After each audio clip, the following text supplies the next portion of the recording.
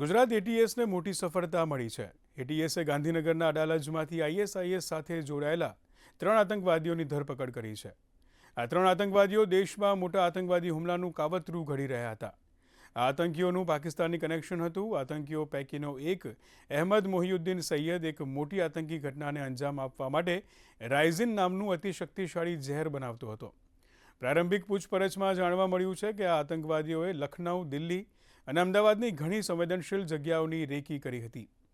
એટીએસે આતંકીઓ પાસેથી 2 ગ્લોક પિસ્ટલ અને 1 બેરેટા પિસ્ટલ તથા જીવતા કારતૂસો નંગ 30 અને આશરે 4 લીટર જેટલું કેસ્ટર ઓઇલ જપ્ત કર્યું છે।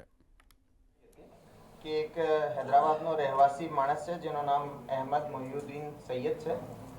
એક આતંકવાદી પ્રવૃત્તિ ધરાવનાર માણસ છે અને એ દેશમાં કોઈ મોટી આતંકવાદી એક્ટિવિટી કરવાવાળો છે અને આજ આતંકી પ્રવૃત્તિની જે કાવતરું છે એના ભાગરૂપે કોઈ કામે ગુજરાતમાં પણ આવેલ છે। ઘણી બધી ટીમ્સ બનાવવામાં આવેલી અને એ માણસની જે ટેકનિકલ ઇન્ફોર્મેશન છે એના ઉપર કામ કરવામાં આવેલ। આના સીડીઆર લોકેશન્સ વગેરે બધું લેવામાં આવેલો। એ માણસની પંચો રૂબરૂ સર્ચ કરવામાં આવેલો। એ દરમિયાન અમને એના પાસેથી 2 ગ્લોક પિસ્ટલ, 1 બેરેટા પિસ્ટલ અને 30 લાઈવ કાર્ટ્રીજ મળી આવેલા।